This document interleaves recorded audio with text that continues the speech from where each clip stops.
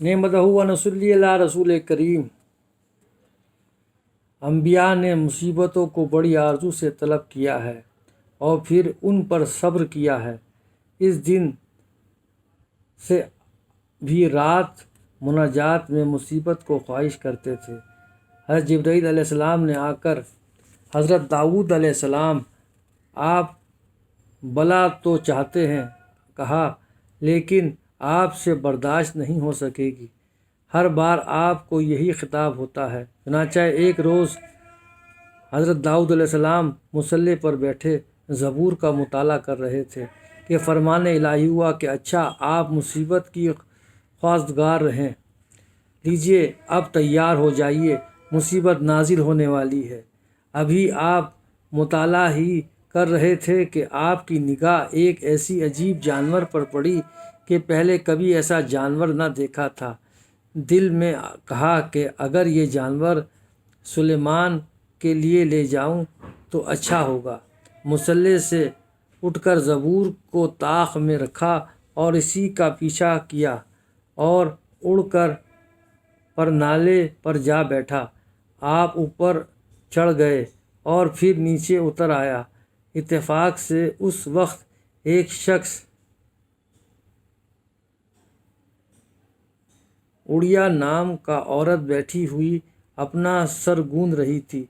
जब आपकी निगाह उसके बालों पर पड़ी तो कहा कि सुबहान अल्लाह, जिसके बाल इस कदर हैं, इसकी खूबसूरती का क्या ठिकाना होगा। चुनांचे फ़ौरन आप इसके गर्दीदा हो गए। इसके बाद आपने उड़िया को किसी मुहिम पर भेजा जहां वो क़ज़ा करके मारा गया। बाद में और या कि उसकी बेवा से पैगाम भेजा कि मैं आपसे निकाह करना चाहती हूँ। आपने उससे फिर निकाह कर लिया। कुछ मुद्दत के बाद एक रोज़ अज़ी की मसनद पे बैठे फ़ैसला कर रहे थे कि इतने में दो शख्स इंसाफ के लिए आए। एक ने अर्ज़ की कि जनाब, इसके पास 99 भैंसें हैं और मेरे पास एक।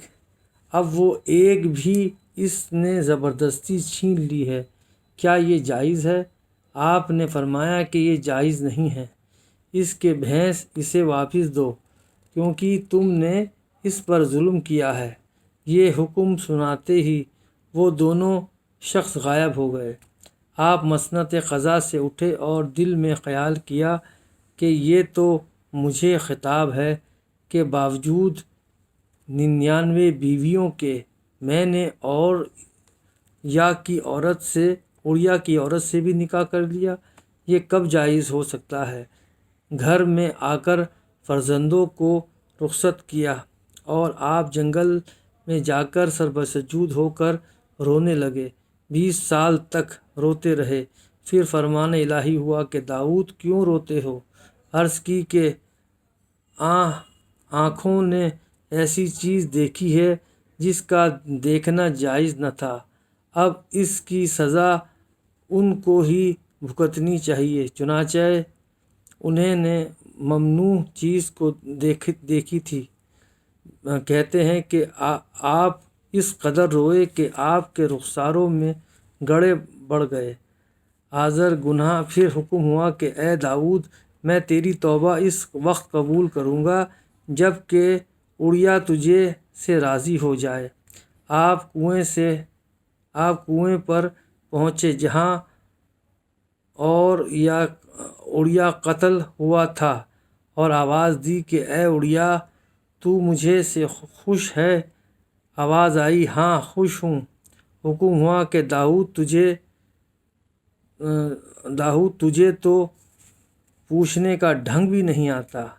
इस तरह पूछ के ए उड़िया, मैंने तुझे को तेरे मारे जाने के लिए भेजा था कि अगर तू मारा जाएगा तो मैं तेरी बीवी से निकाह कर लूँगा। अब मैं तेरे पास आया हूँ, तू मुझसे खुश है या नहीं? ये सुनकर आप सोच में पड़ गए। अलगरज जब तौबा का वक्त आया तो हक़ ताला ने اڑیا کو مہربان کیا اور اس نے آزادی دی کہ میں آپ سے خوش ہوں۔ بعد ازاں محبوب اللہ زبان سے فرمایا، داؤد علیہ السلام اعلیٰ درجے کے خوش الحان تھے۔